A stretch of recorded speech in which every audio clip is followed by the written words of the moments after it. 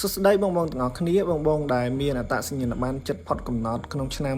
2026ខាងមុខហ្នឹងមានកម្រងចង់ធ្វើបន្តត្រូវអត់តោះឥឡូវមកធ្វើបន្តជាមួយខ្ញុំថ្ងៃហ្នឹងខ្ញុំតនេហើយខ្ញុំបានទៅធ្វើអត្តសញ្ញាណប័ណ្ណបន្តដោយសារតែបងខ្ញុំផុតកំណត់នៅក្នុងឆ្នាំ2026ហើយគាត់ជួនពេលនឹងក៏តនេដែរក៏ទៅធ្វើវាហើយកន្លែងដែលខ្ញុំទៅធ្វើហ្នឹងគឺនៅ Eon 3តែវាមិនមែននៅតែ Eon 3ទេនៅគ្រប់សាខារបស់ Eon គឺសិតតែមានកន្លែងអាចធ្វើបានទាំងអស់តែខ្ញុំជ្រើសយក Eon 3អ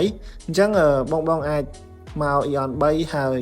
ដើរតាមចរាយន្តតាមផ្នែកមួយហ្នឹងទៅនឹងទៅដល់កន្លែងហ្នឹងហើយ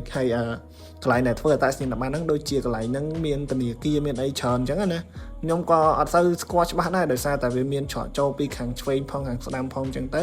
ពីព្រឹកខ្ញុំចូលខាងឆ្វេងពេលថ្ងៃខ្ញុំចូលខាងស្ដាំពេលដែលខ្ញុំចូលខាងស្ដាំគឺខ្ញុំទៅដល់លឿនអញ្ចឹងបងអាចមកមើលតាមហ្នឹងទៅហើយជាក់ស្ដែងខ្ញុំទៅដល់នេះគឺវាម៉ោងខ្ទង់7:10អញ្ចឹងដល់ម៉ោងគាត់សម្រាប់ខ្ញុំអត់បានធ្វើទេខ្ញុំក៏ត្រឡប់ទៅពេលថ្ងៃម៉ោង2ម្ដងទៀតបានខ្ញុំបានធ្វើហើយពេលទៅដល់ហ្នឹងគឺបើសិនជាមានមនុស្សច្រើនគេមានកន្លែងខ្សែបន្ទាត់អីឲ្យយើងឈរអីដែរតែខ្ញុំទៅនេះគឺអត់សូវមានមនុស្សទេដោយសារតែគេចាប់លេខពីព្រឹកហើយការធ្វើហ្នឹងគឺទៅដល់យើងត្រូវចាប់លេខបន្ទាប់មកយើងត្រូវបង់លុយដូចជា2000ដើម្បីបានកណ្ដាស់បំពេញ form ហ្នឹងហើយនៅក្នុងហ្នឹងគេមាន6ដំណាក់កាលអញ្ចឹងនៅក្នុងដំណាក់កាលនីមួយៗហ្នឹងខ្ញុំនឹងរៀបរាប់ឲ្យបងទាំងអស់គ្នាបានដឹងដំណាក់កាលទី1ហ្នឹងគឺយើងត្រូវចាប់លេខរៀងជាមួយនឹងការទិញពាក្យដូចជាតម្លៃខ្ទង់2000និង2000បន្ទាប់មកទៀតយើងត្រូវទៅបំពេញហើយនឹងអាសយដ្ឋានរបស់យើងហើយអត់យើងត្រូវយកกระดาษហ្នឹងទៅ scan ជាមួយនឹងម្រាមដៃរបស់យើងទាំង10ហ្នឹងបន្ទាប់ពី scan ហើយយើងត្រូវទៅ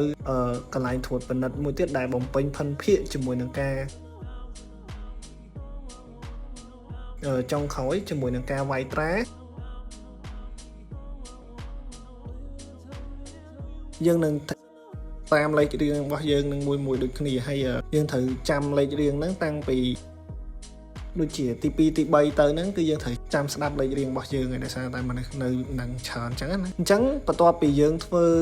លក្ខខណ្ឌហ្នឹងហើយអស់គឺចាប់អីយើងត្រូវរងចាំដូចជា21ថ្ងៃដើម្បីទទួលបាននៅអត្តសញ្ញាណប័ណ្ណ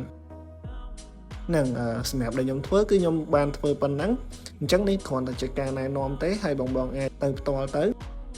អ្វីដែលយើងយកទៅហ្នឹងគឺសម្រាប់អ្នកដែលគាត់បន្តគឺអត់មានអីទេយកតែអត្តសញ្ញាណប័ណ្ណដែលយើងគាត់កំណត់ហ្នឹងទៅគេនឹង copy ពីអាចាស់របស់យើងនឹងហើយគេបញ្ជាក់ថាអាហ្នឹងគេបាន copy ត្រឹមត្រូវពីអាច្បាប់ចាស់